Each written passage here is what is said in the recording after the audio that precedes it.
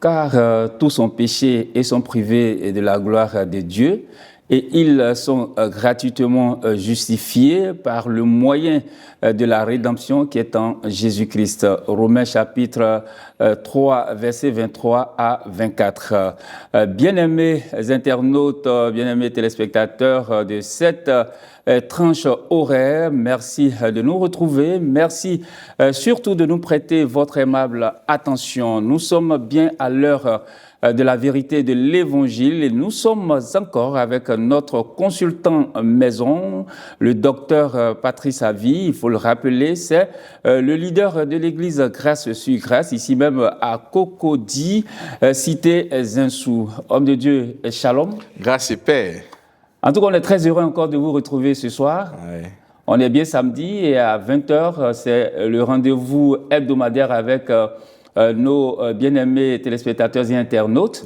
Alors, avant de démarrer toute chose, avant donc le début de cette émission, de nos échanges, on va vous permettre de confier justement cette émission à la grâce du Seigneur. Seigneur, nous te glorifions une fois de plus. L'opportunité encore nous est donnée pour te remercier pour ton amour, ta bonté et ta fidélité de notre vie. Tu as dit, lorsqu'on vous interrogera, c'est toi qui parleras à notre place, Seigneur. Merci parce que moi je diminue et nous te voyons à l'œuvre. Père, enseigne. Fais connaître ton amour et ta grâce à ton peuple. Toi qui vis et règnes pour des siècles et des siècles. Amen. Amen. Alors, docteur, Ouais. déjà, on va y aller avec nos échanges. Exactement. Alors, c'est régulièrement qu'on vous entend parler de la grâce. Quand on dit, docteur Avi, bonjour ou bonsoir, paix et grâce. C'est ça. Pourtant, on a l'habitude d'entendre paix et joie. C'est ça. Alors, la grâce, est-ce que c'est un nouveau mouvement ou alors c'est une nouvelle façon d'appréhender l'évangile, de voir l'évangile, homme de Dieu? Alors, cette question revient à chaque fois lorsque nous sommes interrogés en ce qui concerne la grâce. Vous savez, les gens ont été habitués à entendre plusieurs autres messages. D'accord. Ils ont tellement entendu, soit peut-être les liens, les malédictions, la loi, les commandements. Et lorsque nous venons avec le son de l'évangile, on a comme l'impression que nous apportons un nouveau message. La grâce n'est pas un nouveau mouvement. La grâce, ce n'est pas un message qui vient d'arriver. La grâce, c'est l'essence même de l'évangile. Lorsque nous sommes en train de parler de l'évangile, la dernière fois, nous avons vu le contenu de l'évangile, mais ça concerne tout ce que Christ a fait pour nous à la croix de Golgotha. Et cette expression, mais c'est la grâce. La grâce ne fait pas son avènement avec ce ministère, avec moi. Lorsque nous prenons Actes, chapitre 20. Actes des Apôtres, chapitre 20. Actes, chapitre 20. Le verset 24. Très bien. Il dit, mais je ne sais, Paul qui parle. Il dit, c'est lui qui a fait de Pierre l'apôtre des circoncis, il a fait de moi l'apôtre des incirconcis. C'est lui qui parle. Il dit, mais je ne fais pour moi-même aucun cas de ma vie comme si elle m'était précieuse, pourvu que j'accomplisse ma course avec joie. Et le ministère que j'ai reçu du Seigneur, d'annoncer la bonne nouvelle de la grâce de Dieu. La bonne nouvelle de la grâce de Dieu. Donc la grâce, ce n'est pas un nouveau mouvement. Parce que l'apôtre Paul dit que son ministère qu'il a reçu du Seigneur, c'est quoi? Mais c'est d'annoncer la grâce, la bonne nouvelle de quoi? Mais de la grâce. Aujourd'hui, on nous taxe de quoi? Voici certaines personnes, soit ce sont des gracistes, ce sont des personnes qui sont venues avec un nouveau message, mais parce qu'ils n'ont jamais entendu. Ils n'ont jamais entendu. Parce que lorsque tu comprends véritablement l'évangile, mais c'est la grâce. Le texte de Éphésiens, chapitre 2, le verset 8 à 9, il dit, car c'est par la grâce que vous êtes sauvés, au moyen de la foi. Et cela ne vient pas de vous. C'est la grâce en fait que personne ne puisse s'enorgueillir. Donc lorsque nous sommes en train de parler de la grâce, mais les versets foisonnent dans la Bible. Ça n'a rien à voir avec moi. Même lorsque nous parlons même des réformateurs. Là, je suis au XVIe siècle avec Martin Luther, lui qui était un moine catholique. Mais qu'est-ce qui a fait que l'Église catholique l'a excommunié? Mais c'est parce qu'il a découvert l'évangile, il a découvert la grâce manifestée en Jésus-Christ. Il a découvert Romains chapitre 3 à partir du verset 23. Mais il a compris que tout s'obtient uniquement que par la grâce. Voilà pourquoi il a fait sortir les 5 solas, sola gratia, sola scriptura, sola fide. Donc la grâce ne fait pas son avènement avec moi. La grâce existe depuis très longtemps. La grâce, c'est l'évangile. L'évangile, c'est la grâce. Donc, lorsque nous sommes en train de parler de l'évangile, nous sommes en train de parler de la grâce. Lorsque nous parlons de la grâce, nous sommes en train de parler d'évangile. Ce sont des termes interchangeables. Parce que tout ce que nous avons reçu de la part de notre Seigneur, nous l'avons reçu uniquement que par quoi? Mais par la grâce. Alors, docteur Avi, on a bien compris donc ce que vous venez de dire, mais en peu de mots et en français vraiment facile, dites-nous, c'est quoi exactement la grâce? La grâce, c'est une faveur imméritée. Mais pour que nous puissions être encore précis, lorsque nous sommes en train de parler de la grâce, l'homme a péché, il est séparé de Dieu. Le salaire du péché, c'est la mort. Ce que l'homme doit recevoir, c'est la mort. Donc, en lieu et place de la mort, nous avons reçu la vie en Jésus-Christ. Donc, nous avons reçu ce que nous ne méritons pas. La grâce, c'est de recevoir quelque chose de la part du Seigneur d'une manière gratuite. Et nous avons reçu la vie en Jésus-Christ d'une manière comment? Gratuite. Nous avons reçu le pardon et la rémission de nos péchés. Mais au-delà du concept que l'on peut donner ça et là en expliquant, j'aime bien comment est-ce que la Bible présente le Seigneur. Lorsque nous prenons les livres de Jean chapitre 1. Jean chapitre 1. Jean chapitre 1. D'accord. Lequel des versets? Le verset 16. Très bien. Jean 1, 16. Jean 1, 16. C'est un véritable classique. Hein? Il dit, et nous avons tous reçu de sa plénitude, grâce sur grâce. Le verset 17. Il dit, car la loi a été donnée par Moïse, la grâce et la vérité sont venues par Christ. C'est le 17 que je voulais expliquer par le 16. Il dit, car la loi a été donnée. Le verbe qui est utilisé, donner. Lorsqu'on parle de donner, il y a une distance. Je peux être là et donner quelque chose à quelqu'un qui se trouve même dans un autre pays. Donner. Je peux être là et puis donner quelque chose à quelqu'un. Mais quand il s'agit de la grâce et la vérité, ils sont venus par Jésus-Christ. Donc, c'est comme la grâce et la vérité qui se déplacent et qui viennent. Donc, Jean nous présente ici la grâce et la vérité comme une personne. C'est cette personne qui vient. Lorsque tu vas remonter même de l'autre côté, il va dire, nous l'avons contemplé pleine de grâce et de vérité, au verset 14. Et la parole a été faite chair et elle a habité parmi nous, pleine de grâce et de vérité. Donc la Bible présente Jésus-Christ comme la grâce. Donc au-delà de tous les concepts que nous pourrions donner, la grâce c'est une personne. La grâce ce n'est pas un système. La grâce est plus qu'un enseignement. La grâce c'est plus qu'une doctrine. La grâce c'est plus qu'un message. La grâce c'est une personne. Et cette personne c'est Jésus-Christ. Lorsque j'ai Jésus-Christ, j'ai la grâce. Donc la définition que Jean me donne est une définition meilleure.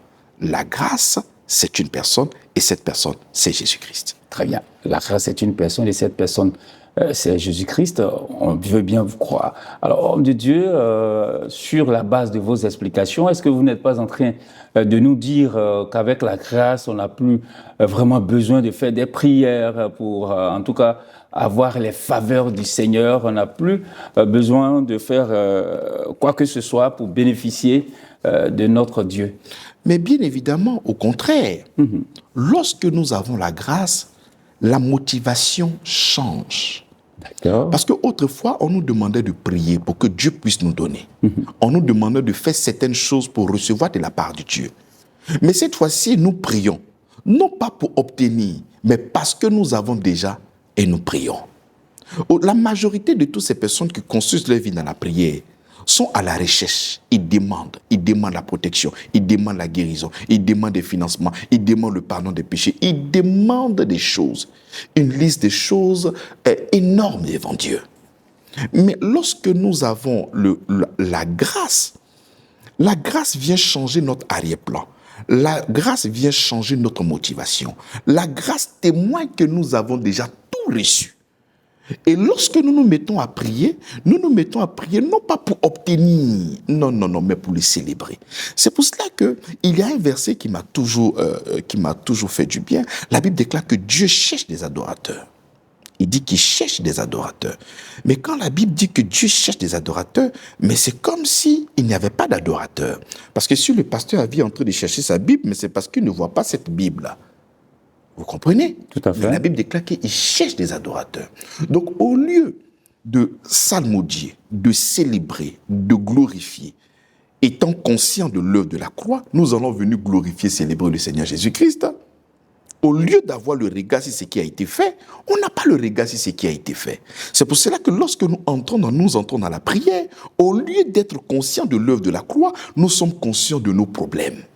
Nous sommes conscients de nos difficultés, nous sommes conscients de nos dettes, nous sommes conscients de nos péchés, nous sommes conscients de nos malédictions, nous sommes conscients des malédictions générationnelles. Mais on n'est pas conscient de l'œuvre totale, de l'œuvre achevée, de l'œuvre complète. Parce que lorsque nous avons la conscience et que tu vas entrer dans la prière, ta prière sera des louanges.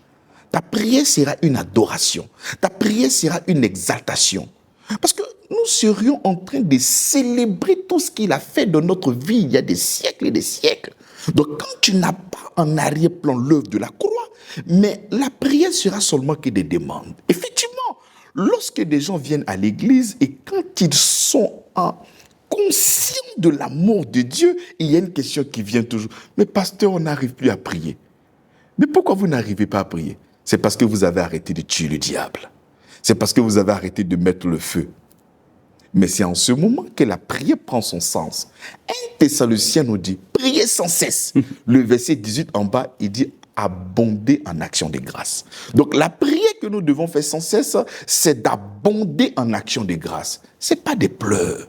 Ce n'est pas des ultimatums à Dieu. Ce n'est pas des menaces à Dieu. Ce n'est pas mettre Dieu sur une chaise blanche. Ce n'est pas rappeler à Dieu ta date de naissance. Ce n'est pas rappeler à Dieu qui n'a pas opéré le miracle. Ce n'est pas rappeler à Dieu qui t'a oublié. Non. La grâce vient mettre dans notre esprit que tout est accompli. Et lorsque nous entrons dans la présence du Seigneur, nous sommes là pour le célébrer, pour le magnifier et pour le glorifier. Alors, docteur Avi, je vais vous poser la question suivante parce que je me fais le porte-parole de tous ceux et celles qui sont en train de nous suivre en ce moment. Oui. Alors, homme de Dieu, quand vous dites qu'on prie pour célébrer le Seigneur et pas pour demander. Alors, homme de Dieu, quand je suis dans une situation de manque, j'ai par exemple besoin d'une voiture, d'un minicar pour aller évangéliser et que je fais cette demande à Dieu, vous dites que ce n'est pas ce que je devrais faire? Non, la Bible dit que même quand nous prenons le livre de Marc, lorsque vous demandez, croyez que vous l'avez déjà reçu et vous verrez ces choses-là s'accomplir.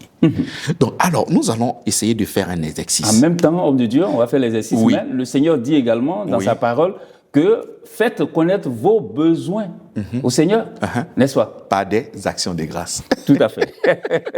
D'accord. Alors, si présentement, vous devez croire que vous avez déjà reçu une voiture de la part du Seigneur, quelle sera votre prière? C'est de lui dire merci. Exactement. Seigneur, merci pour cette belle voiture qui m'aide pour mon déplacement afin de pouvoir gagner les âmes pour toi. Nous devions avoir la conscience que en Jésus-Christ, c'est le oui et le amen. On ne peut pas se poser la question, est-ce que Dieu fera? Est-ce que Dieu veut nous bénir? Est-ce que Dieu veut nous guérir? Est-ce que Dieu veut nous restaurer? Non, la question ne se pose pas. Christ est la réponse de Dieu pour nous. Christ est le oui et le amen. Donc, je ne peux pas me poser la question en me disant, est-ce que Dieu va vouloir me guérir? La question ne se pose pas. Sinon, il n'allait pas aller à la croix de Golgotha pour ta délivrance. La Bible dit, par ses maîtresses, nous sommes guéris. Donc, je ne peux pas être le Seigneur. Est-ce que tu veux me guérir? La question ne se pose pas. Donc, même quand je suis dans des difficultés, que je suis malade, quand j'entre dans la prière, Seigneur, je glorifie ton nom parce que je sais que par l'heure de la croix, tu m'as guéri, tu m'as restauré. La Bible déclare que par tes maîtresses, nous sommes guéris. Nous avons un Dieu qui se conjugue au présent. Je suis guéri et je le proclame au nom de Jésus. Je suis la guérison de Dieu en Christ. Je porte l'évidence de ma guérison dans ma chair, au nom de Jésus-Christ. Seigneur, merci pour cette guérison. La Bible dit, le juste vivra par la foi. Mais nous ne vivons pas par la foi, nous vivons par ce que nous voyons. Regarde une scène qui se passe dans les évangiles de transition. On annonce à Thomas que le Christ est ressuscité. Mais quelle est la réponse de Thomas? Il dit, tant qu'il ne voit pas, tant qu'il ne touche pas, lui, il ne croit pas. Mais c'est légitime, tu ne peux pas obliger à Thomas de croire ce qu'il n'a pas connu. Il dit qu'il ne croira pas. Le maître est venu. Il dit, Thomas, me voici, touche-moi. Mais Thomas a fait quelque chose qu'aucun apôtre n'a fait.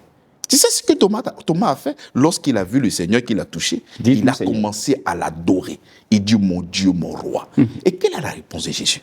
Il dit, heureux plutôt celui qui a cru sans avoir vu. Mais Thomas voulait voir avant de croire. Si je suis malade, commence à croire que tu es guéri et tu verras la gloire de Dieu se manifester. Ne t'ai-je pas dit que si tu crois, tu verras la gloire de Dieu? Il dit, c'est par la foi que nous avons accès à la grâce. Nous devions compter sur l'œuvre totale, parfaite de notre Seigneur Jésus-Christ. C'est alors que nous réussirons dans tout ce que nous serons en train de faire. C'est ça. Alors, homme de Dieu, est-ce qu'on pourrait faire un parallèle avec Jésus-Christ qui a rendu grâce au Seigneur lors donc de la résurrection de Lazare? Quand il a fini de prier pour Lazare, il n'a pas attendu que Lazare soit ressuscité, il s'est adressé à Dieu pour dire mon Dieu, merci de m'avoir exaucé. J'aime tellement faire l'émission avec vous. Vous m'aidez souvent même à prêcher. C'est magnifique. Donc Jésus dit, Père, je te rends grâce parce que je sais que tu m'exauces toujours. Tu vois, lorsque tu sais que Dieu est vraiment ton Père, tu n'as pas de crainte. Mais moi qui suis un homme, mais mes enfants ont l'assurance lorsque mes enfants me voient. Parce qu'ils savent que je vais répondre à leurs besoins. Donc si moi, un homme qui suis un imitateur de l'amour de Dieu, mais j'arrive à combler le désir de mes enfants, mais ce n'est pas Dieu. Ce n'est pas Dieu. Il y a un Dieu qu'on vous prêche ça et là, mais le Dieu de la Bible. Non. Un Père responsable, doux, magnifique. Docteur Avi, Patrice, une autre question. La grâce, elle est gratuite. Alors, la Bible nous dit en même temps que celui qui sème peu, moissonne peu. Où est, dans cette situation, c'est quoi le principe de la grâce finalement? Non, il ne faudrait pas mettre ces versets-là en conflit parce qu'il n'y a pas de conflit. Lorsque nous sommes en train de parler de la grâce, tout ce que nous recevons de la part de Dieu, nous le recevons uniquement que par la grâce. Nous sommes tellement pauvres que nous ne pouvons rien acheter avec le Seigneur. Et Dieu est tellement riche qu'il ne peut rien nous vendre. Tu vois? Donc tout ce que nous recevons de sa part, mais c'est d'une manière gratuite. Mais comment est-ce que nous allons recevoir le pardon des péchés? Nous-mêmes, nous ne pourrions pas régler le problème du péché. Donc, il fallait que lui-même vienne le régler. Donc, il a réglé. Mais il a fait par quoi? Par la grâce. Il a fait de nous ses enfants par adoption. Mais est-ce que nous-mêmes, nous avons cette capacité de produire que nous puissions devenir des enfants de Dieu? Sans Christ, c'est impossible. Donc, lorsque nous sommes en train de parler de la grâce, nous sommes en train de parler de la rémission des péchés, de ce que nous sommes devenus des enfants de Dieu, de ce que nous avions été rédemptés, rachetés pas de l'argent, mais par le sang de Jésus-Christ. Mais lorsque nous convoquons ici la loi de la sémence, mais ce n'est pas en conflit. Si aujourd'hui je suis devenu un enfant de Dieu, que je vais au marché pour aller s'aimer des graines pour la banane, mais c'est la loi de la sémence et de la récolte. Mais dans ce texte, la Bible même nous incite à la libéralité. Donc il faudrait que nous puissions avoir cette grâce-là de pouvoir manifester la libéralité, de donner de l'argent. Parce que quand tu continues le texte, la Bible déclare que celui qui donne la sémence au semeur. Donc Dieu, c'est lui qui est le premier à nous donner. Et puisqu'il nous a donné en abondance, mais il faudrait que nous puissions avoir de la libéralité, de la générosité. Nous devons manifester. Non pas parce que lorsque nous allons donner, c'est en ce moment Dieu va nous donner. Dieu nous a donné le premier. Et quand il a fini de nous donner le premier, il nous a demandé encore de manifester la libéralité. Nous donnons toujours la capacité de faire au-delà de toute chose. Donc il n'y a pas de conflit. Aujourd'hui, cette libéralité que nous sommes en train de prophétiser dans la Bible, mais c'est le Seigneur qui a été le premier à nous donner. Donc lorsqu'il nous donne, il ne faudrait pas que nous puissions être avares. Voilà, parce que le Seigneur Jésus-Christ lui-même étant sur la terre, il a assisté à des offrandes. Voilà, il a même qualifié l'offrande d'une dame la meilleure des offrandes parce que les autres, ils ont donné de leur superflu. Tu peux venir à l'église et puis avoir une avarice, mais une avarice terrible dans ton cœur. Il faudrait que nous puissions avoir la libéralité. On doit adorer le Seigneur par nos paroles, par nos acclamations, par nos pieds, mais aussi par nos moyens. Nous devions le faire avec tout ce qu'il nous offre. Donc, ce n'est pas adorer Dieu avec seulement avec les mains et sans associer peut-être le fruit de nos travail. Donc, c'est tout. Donc, celui qui donne abondamment recevra encore abondamment du Seigneur. Celui qui donne peu moissonnera peu. Donc, ce n'est pas un contraste entre la grâce et puis la loi de la sémence. Non, du tout. Très bien. Alors, docteur, quand dans le livre des Proverbes, la Bible déclare que la grâce est trompeuse, est-ce qu'on devrait comprendre que la grâce vient pour nous tromper ou alors quelle compréhension doit-on avoir de cette disposition de la parole de Dieu, cette disposition qui figure en bonne place dans la Bible? Je crois que nous sommes en Proverbe 31, non? C'est ça? Non, en réalité, beaucoup de personnes aussi butent sur ce verset-là. Alors, le chapitre nous parle de la femme. La grâce ici, c'est le charme, hein, c'est la beauté, c'est la forme, c'est toutes ces rondeurs qu'elle met en avant. Tu vois? Parce que le livre de Proverbes est en train de nous donner des orientations en ce qui concerne la femme vertueuse. Donc, de l'autre côté, on peut voir une femme qui est belle, une femme qui est nantie, une femme qui est généreuse, une femme qui brille. Et lorsque tu vas voir ça, tu vas dire, mais waouh, mais c'est une femme gracieuse. Mais nous avons déclaré que cette femme-là, elle est gracieuse par rapport à quoi? Elle est gracieuse par rapport à ce que nous avons vu. Elle est belle, elle a un beau teint. Donc tu peux estimer que c'est grâce, elle est gracieuse. Mais c'est un leurre. Ça peut être un piège. Parce que ce n'est pas ce que tu vois là, parce que tu la vois belle, parce que tu la vois avec des formes généreuses. Tu te diras sûrement, c'est une femme de grâce. Mais non, tu ne peux pas regarder ça et déclarer que ce sera une bénédiction pour toi. Donc ça n'a rien à voir avec la grâce manifestée en Jésus-Christ. On ne peut pas réduire la grâce manifestée en Jésus-Christ pour une question de charme. Non. Tu vois, c'est comme des gens qui vendent des pacotilles en or. Tu vois, ça brille. Quand ça brille, tu peux penser que c'est de l'or. Mais ce n'est pas tout ce qui brille qui est de l'or. Donc, c'est une fausse grâce. Et cette fausse grâce-là, nous ne parlons pas de Jésus. Tu vas voir que dans le contexte, dans le texte hébreu, il ne parle pas de la grâce manifestée en Jésus-Christ, mais du charme, de la beauté extérieure dont le livre de Proverbes est en train de parler. Ça n'a rien à voir avec la grâce manifestée en Jésus-Christ. On est dans Proverbes 31, verset 30, et je vais lire exactement le verset. La grâce est trompeuse et la beauté est vaine. Exact. La femme qui craint l'Éternel est celle qui sera louée. Voilà. Donc, il dit la grâce est trompeuse et la beauté est quoi? Vaine. Donc, il est en train de parler de quoi ici? De la beauté. De la beauté. Donc, ça n'a rien à voir avec le Seigneur Jésus-Christ, tu vois. Le moyen par lequel Dieu a choisi pour nous sauver ne peut pas être un moyen pour nous tromper. Le Seigneur ne peut pas passer par Christ pour nous tromper. La grâce ne trompe pas. La grâce délivre. La grâce sauve. La grâce restaure. Donc, il arrive par moments, lorsque nous sommes en train de parler avec certains frères, et la grâce, elle est trompeuse. Non, la grâce n'a jamais trompé. Christ n'a jamais trompé.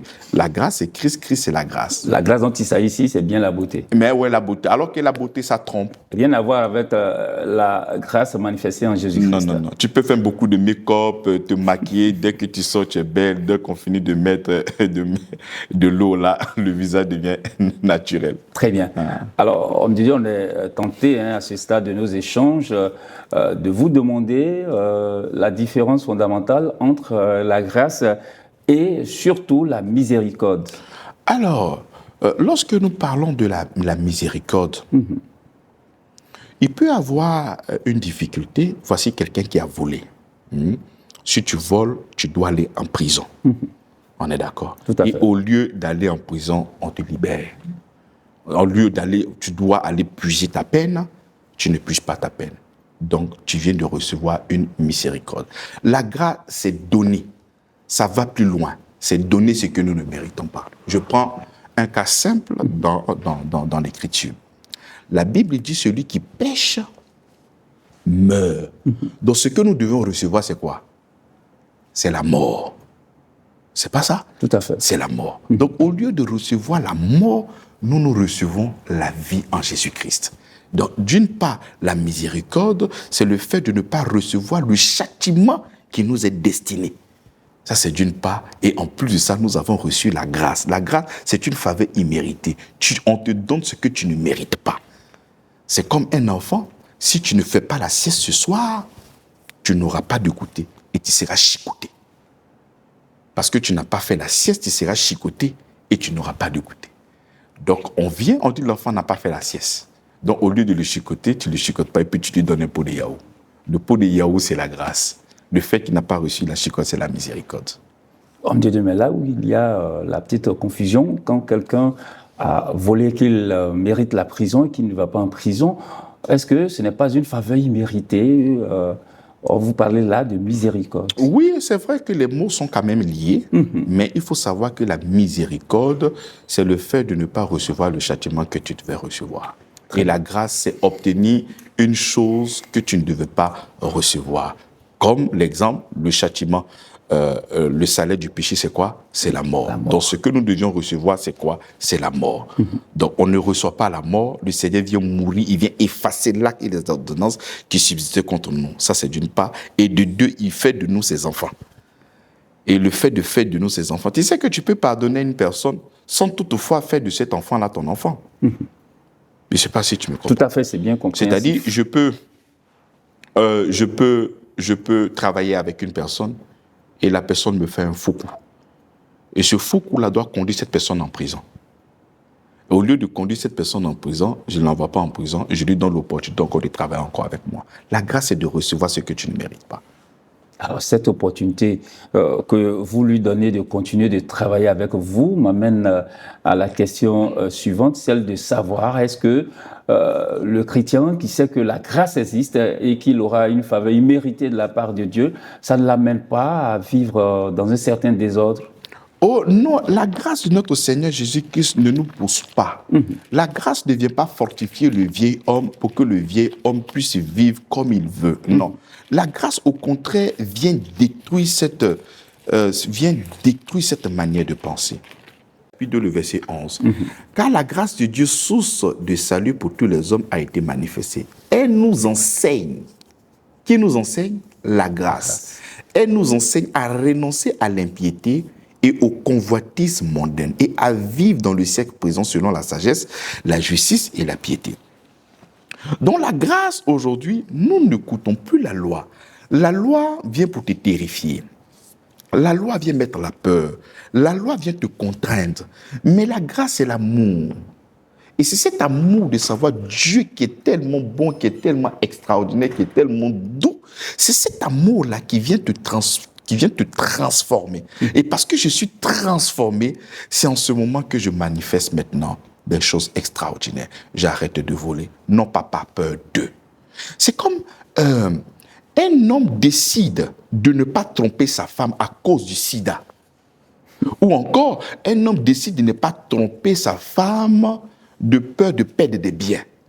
Tu vois? Il y a une contrainte. C'est une loi qui est en bas. Parce que si tu te trompes, tu peux avoir le sida. Si tu te trompes, tu peux avoir des difficultés.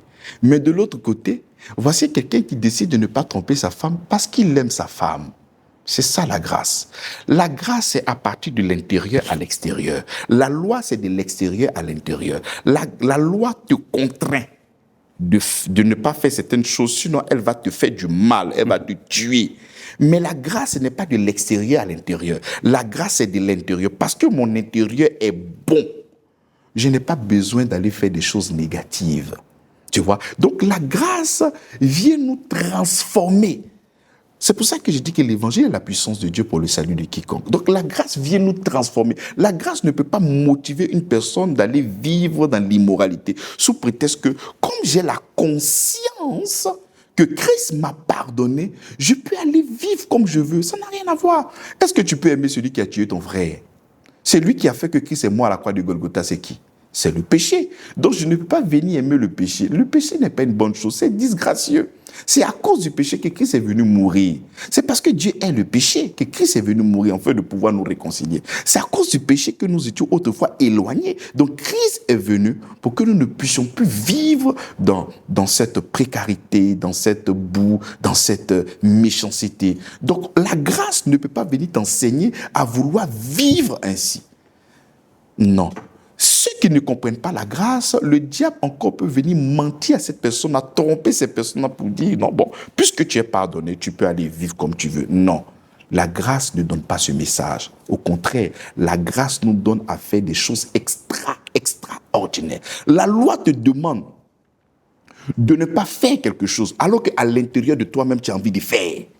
Donc en réalité, ce n'est pas que tu es bon, tu es une très mauvaise personne. Mais quand la grâce vient, c'est le Saint-Esprit qui vient habiter en toi. Et le Saint-Esprit va venir répandre l'amour de Dieu dans ton cœur. Donc lorsque tu vois certaines situations, c'est l'amour qui va sortir de toi. Alors, homme de Dieu, est-ce qu'on peut dire, sur la base de vos explications, que la grâce annule la loi? Alors, lorsque nous parlons de grâce et nous parlons de loi, nous voyons deux alliances. Très bien. Ok.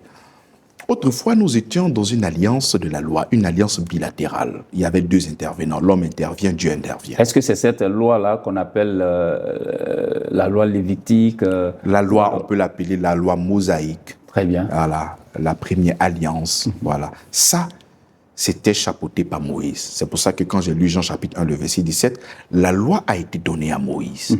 La grâce et la vérité sont venues par Jésus. Donc lorsque nous parlons de loi, c'est avec Moïse. Lorsque nous parlons de grâce, c'est avec Jésus-Christ.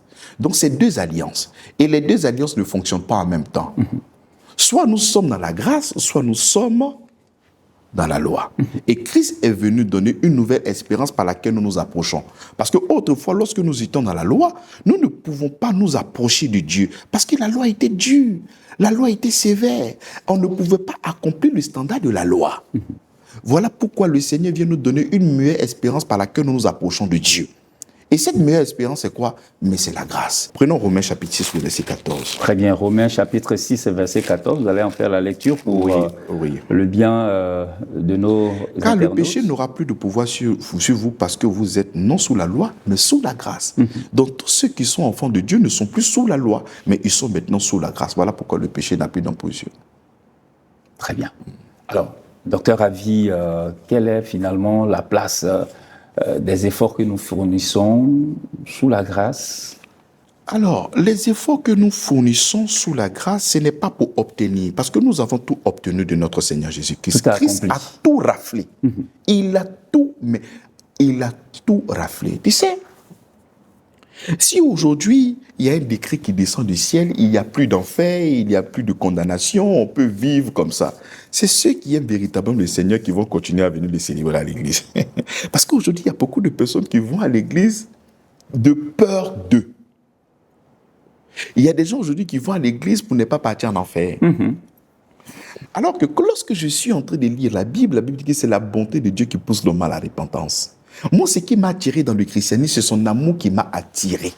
Ce n'est pas la peur d'eux, mais c'est son amour qui m'a attiré. C'est son amour m'a embrasé.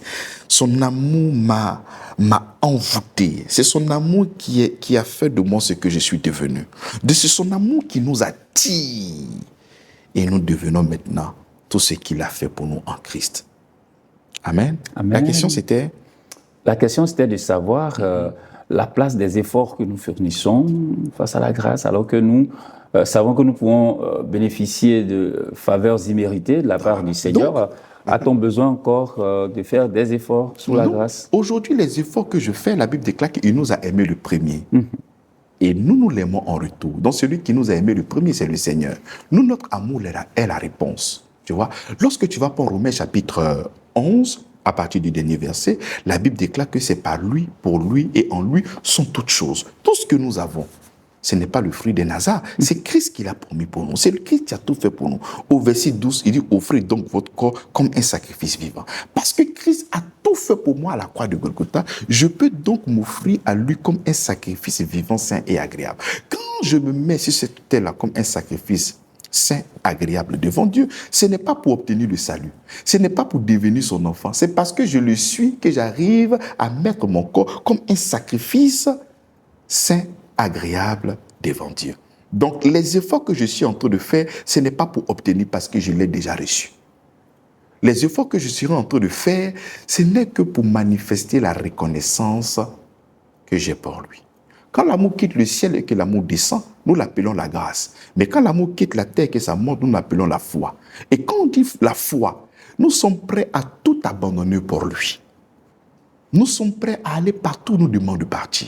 Nous sommes prêts à le servir parce que nos regards sont fixés sur lui, parce que nous comptons sur lui. C'est ça. Donc tout ce que nous serons en train de faire aujourd'hui, je suis en train d'annoncer l'évangile.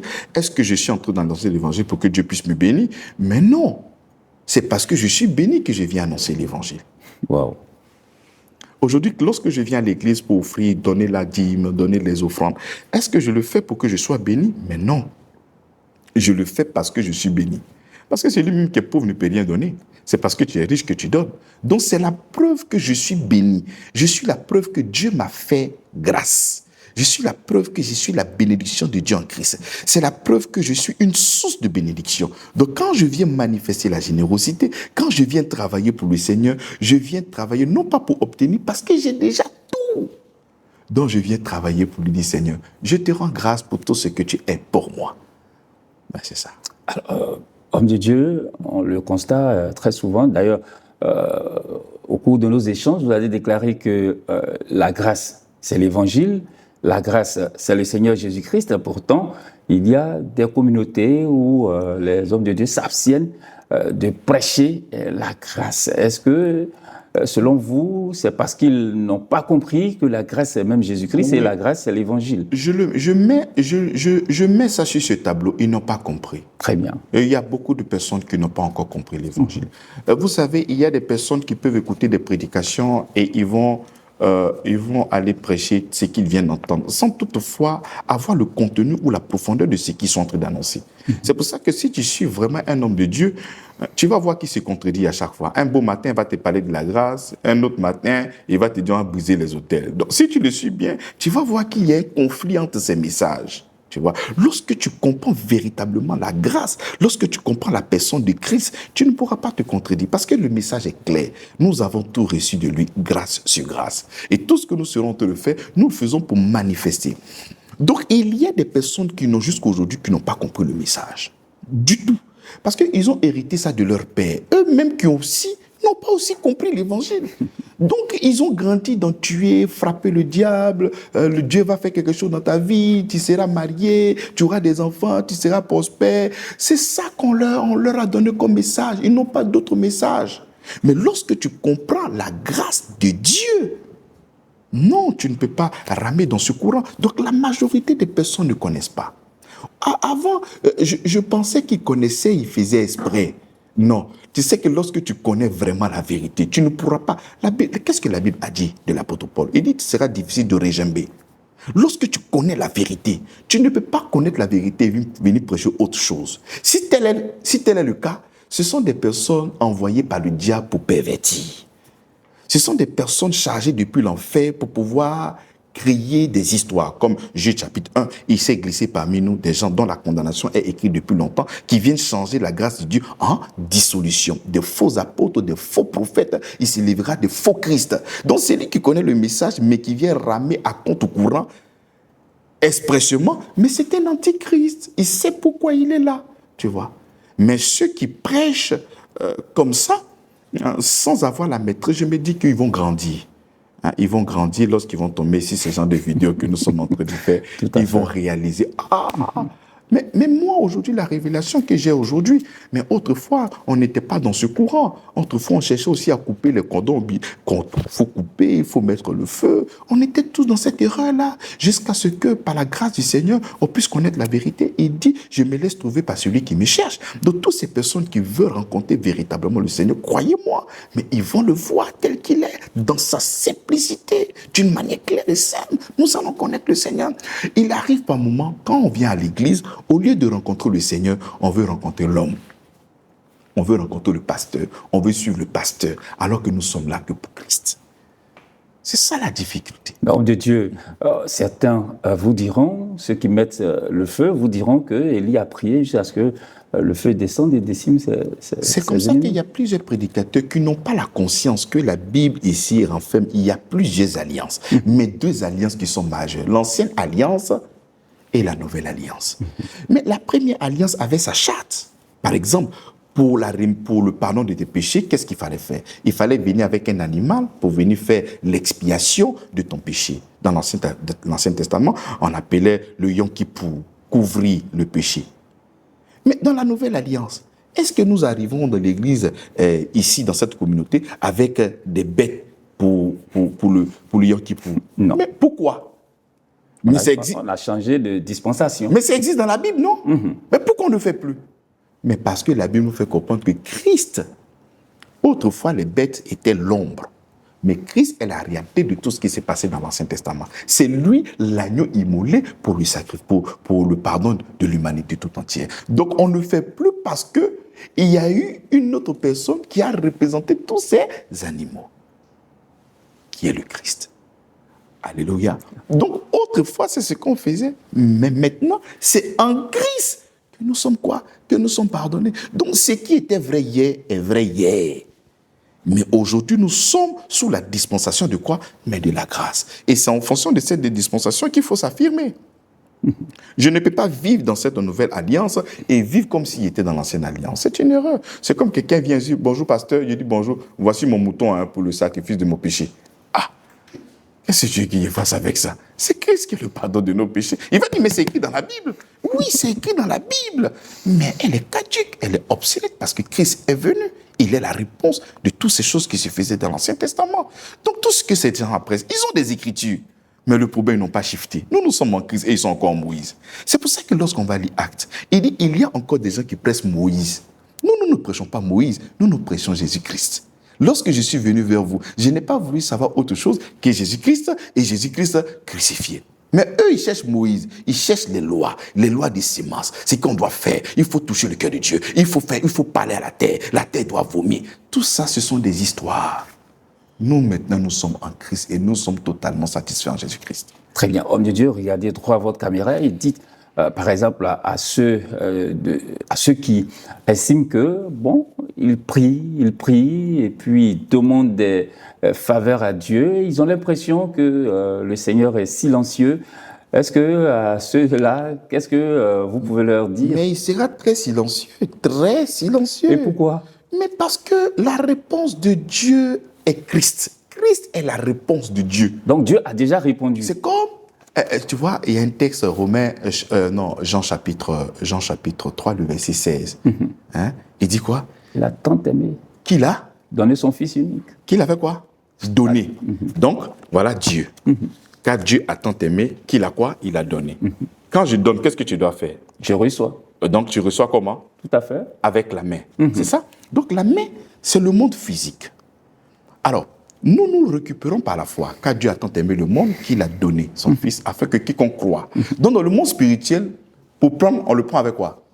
La foi. Très bien. C'est ça? Donc, car Dieu a tant aimé le monde qu'il a donné. Donc, quand il a donné ta restauration. Il a donné la vie. Il a tout donné. Et il a tendu ça comme ça. Maintenant, au lieu de prendre ce cadeau par la foi, tu passes ton temps à venir demander au Seigneur, Seigneur, j'ai besoin. Seigneur, j'ai besoin. Donc, à chaque fois que tu es en train de parler, Seigneur, j'ai besoin. Lui aussi, il est en haut là-bas, j'ai déjà donné. Seigneur, j'ai besoin, j'ai déjà donné. Donc, ça va peut-être faire un petit mixage. Seigneur, j'ai besoin, j'ai déjà donné. Seigneur, j'ai besoin, j'ai déjà donné. Donc, il a déjà donné Christ. Et c'est en Christ que nous puisons grâce sur grâce. Il dit, si vous croyez, l'eau vive couleront à partir de votre sein. C'est lorsque nous sommes en Christ, mais que les bénédictions ne pourront que jaillir. Mais à partir de l'intérieur.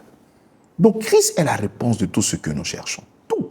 La réponse de Dieu à l'être humain, c'est Christ. Lorsque je vois Christ, c'est la réponse à tous mes besoins. Lorsque je vois Christ, j'aime comme l'apôtre Paul parle. Il dit en lui, c'est le oui et le amen. Papa, est-ce que je peux avoir une voiture? Oui. Papa, est-ce que je peux avoir une maison? Oui. Et moi, je réponds Amen. C'est le oui et le amen. Donc, quand je vois Jésus, il est la réponse à tous mes besoins. Donc, je ne peux pas voir Jésus et puis demander quelque chose encore au Seigneur. Non, il faut le prendre par la foi. C'est un superflu. Exactement. Mais comment tu ne veux pas croire en ce que Christ a fait? Ce que Dieu a fait en Christ. On te demande de croire, toi tu dis non, tu ne crois pas. Hein? C'est comme tu es marié à une dame, madame veut sortir pour aller faire des courses, tu lui donnes la carte noire. Et cette carte-là, la carte noire, c'est une carte qui est illimitée. C'est-à-dire, quel que soit le terminal, elle trace, ça sort.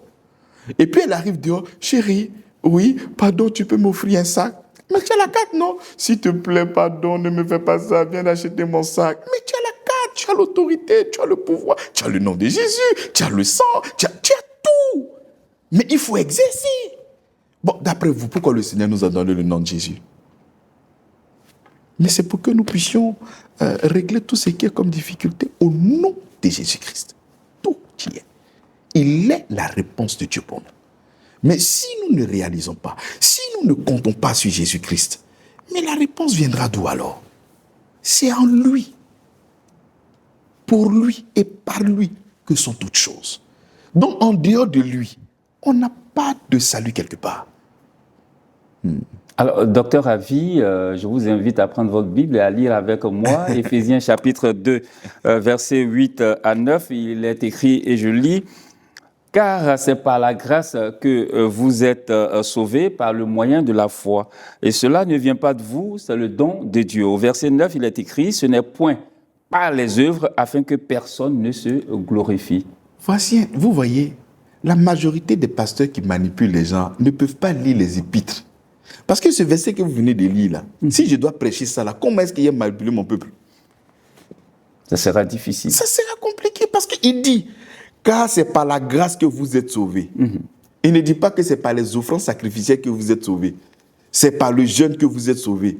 C'est par des prières kilométriques que vous êtes sauvés. Et il dit, car c'est par la grâce. Car c'est parce que tu ne mérites pas que tu es sauvé. Ah, c'est un. Par le moyen de la foi. Donc la grâce, qui est un fait historique lié à ce que Jésus-Christ a fait, ce n'est pas toi qui l'as produit, c'est Christ qui l'a produit. Il dit par le moyen de la foi. La foi encore, c'est le Seigneur qui donne, mais la foi vient de ce qu'on entend, et ce qu'on entend vient de la parole de Christ. Les gens n'ont pas la foi parce que la majorité de tout ce qu'ils entendent, ce n'est pas l'évangile. Parce que la foi qui doit te permettre de te connecter à la grâce doit provenir de l'écoute de Christ. Mais si ce que tu entends ne vient pas de Christ, ça sera difficile. Mais pour rester dans le texte, car c'est par la grâce que vous êtes sauvés, dont nous sommes sauvés uniquement que par la grâce, par le moyen de la foi. Quel est le moyen par lequel nous recevons cette grâce? Je veux la grâce du mariage, je veux la grâce de la sanctification, je veux la grâce de la justification. Comment faire pour y parvenir? Comment faire pour avoir ça? Il dit que c'est par la foi que tu auras. Ce n'est pas par tes offrandes, ce n'est pas par tes jeûnes, ce n'est pas par tes pleurs, ce n'est pas par ce que tu fais, mais c'est par la grâce au moyen de la foi. Il continue, il dit, et cela ne vient pas de vous.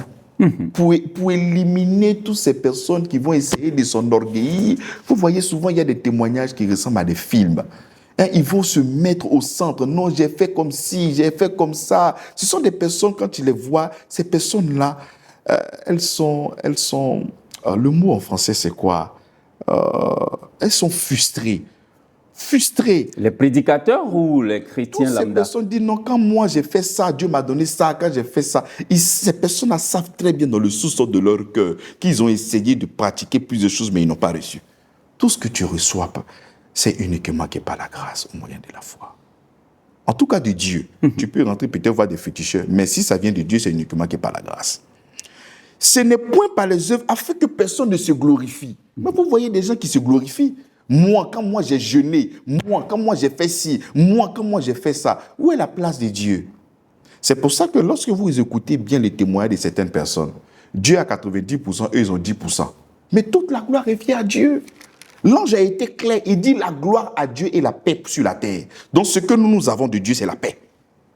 Et ce que Dieu a, c'est la gloire. Nous devons le célébrer parce que c'est lui qui a fait toutes choses pour notre salut. Donc toute la gloire lui revient à lui et à lui seul. Il dit, ce n'est point par les œuvres, enfin que personne. Donc, selon le texte, l'antagonisme de la grâce, c'est quoi? Ce sont les œuvres. Absolument. Voilà, selon les textes.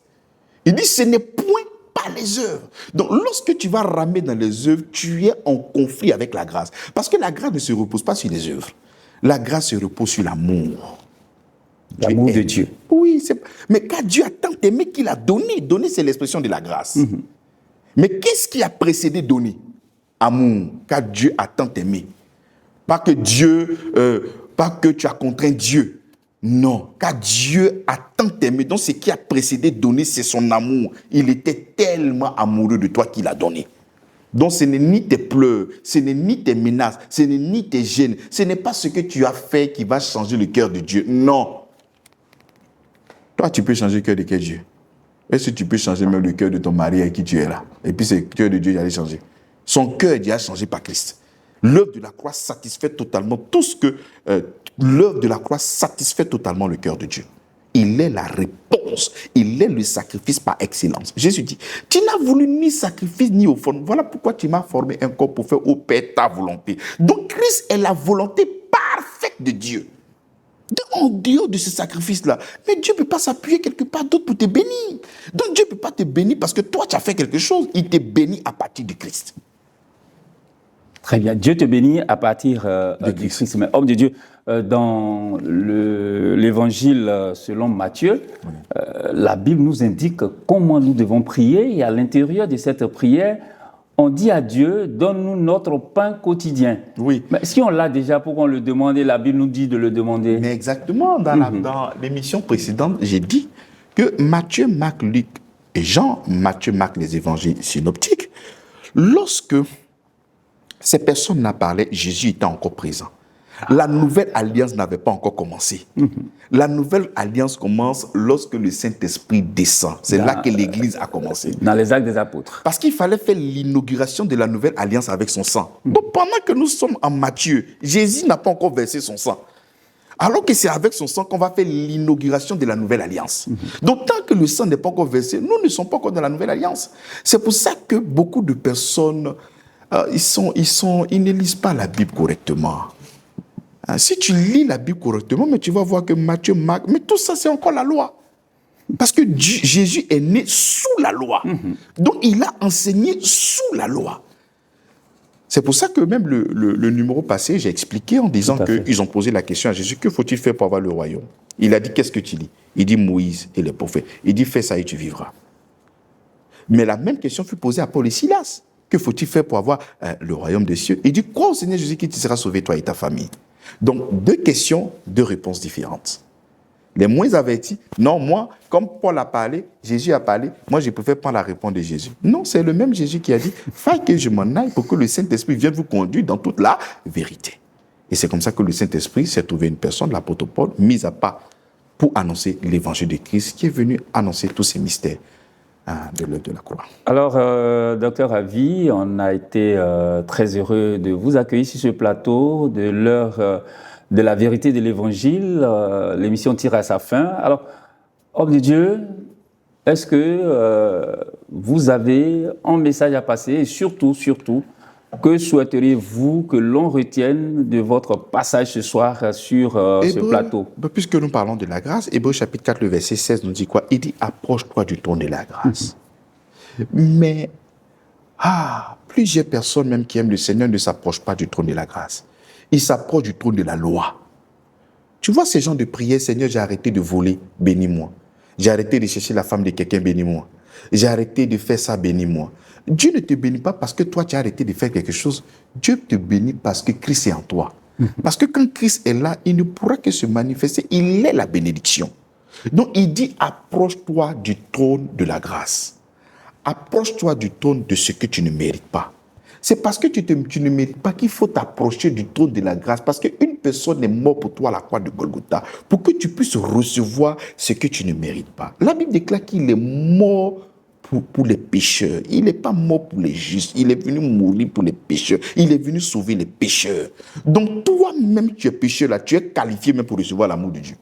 Toi qui es voyou, bandit, terroriste, tu es apte à recevoir la grâce de Dieu. Donc c'est dans cette précarité-là, dans cette vie de débauche, de meurtre, de vol là même, que tu fasses accepter Jésus. Il ne faudrait pas dire que non, parce que ma vie est tellement mauvaise, je ne peux pas venir accepter Jésus. Vraiment, je dois m'accommoder avant de venir vraiment en Christ. Non, c'est parce que tu es un grand voleur même qu'on a besoin de toi. Viens. Et c'est en Christ que tu vas changer. Amen. Amen. Voilà, homme de Dieu, infiniment merci à vous.